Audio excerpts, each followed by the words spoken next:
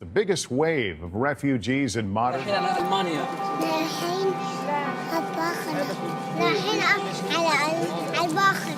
Surfaces online showing why some are worried Europe is opening its doors to potential terrorists.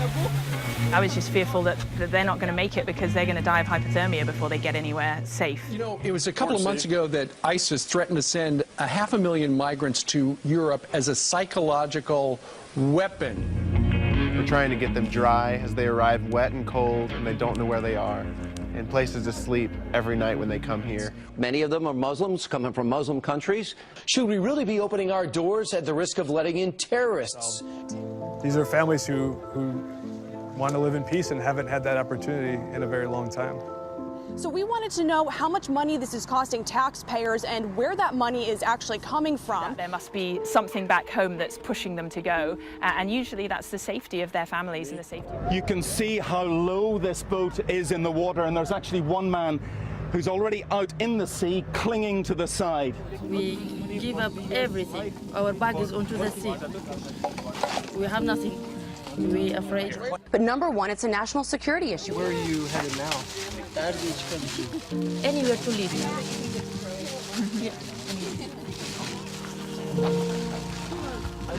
But does it not leave an opening for terrorists, those to blend in inside them through a pipeline to either get to Europe or the United States? So bad.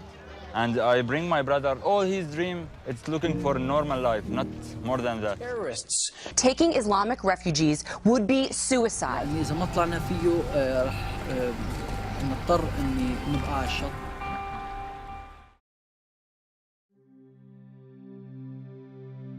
In America for almost 3 years now, and because I have an accent, when people ask me where I'm from, I say I'm Syrian.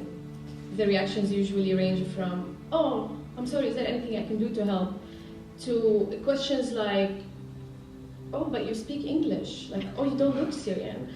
And many other questions that are loaded with misconceptions. And I do believe that those misconceptions today are the main reason behind this.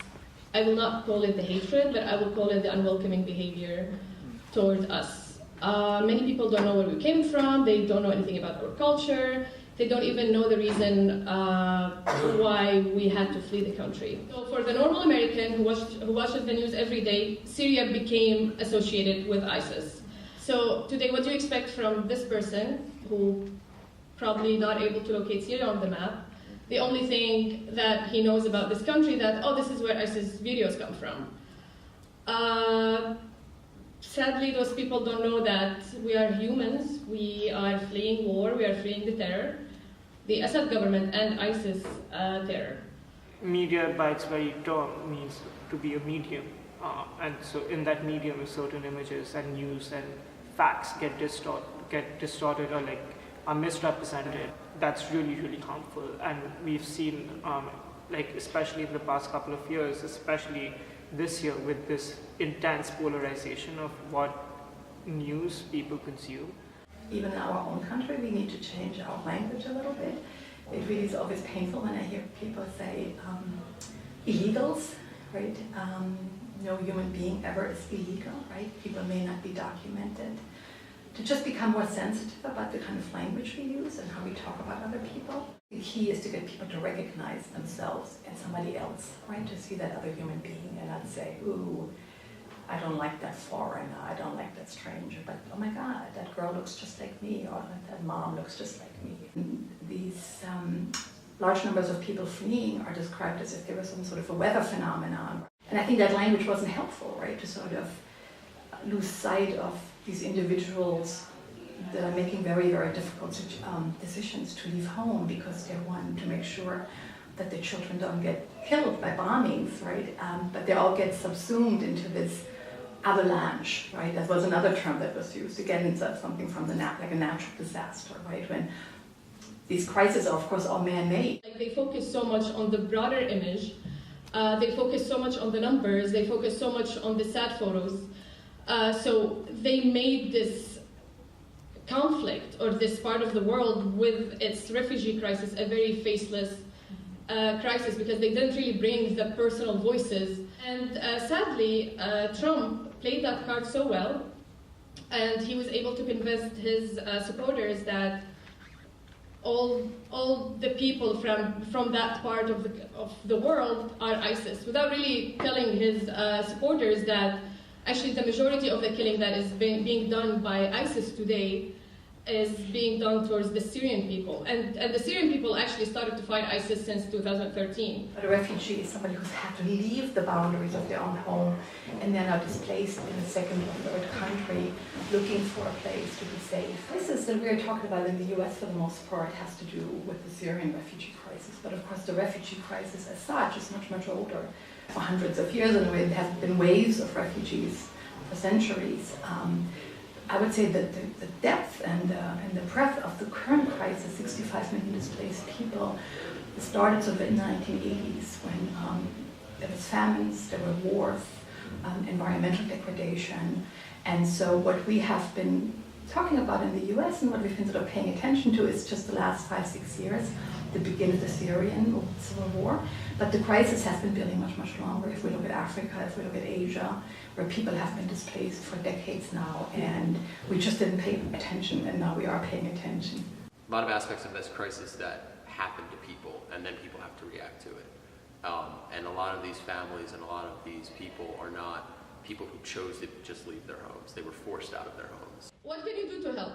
Don't be the voice of the voiceless. We are not voiceless. Pass the damn mic.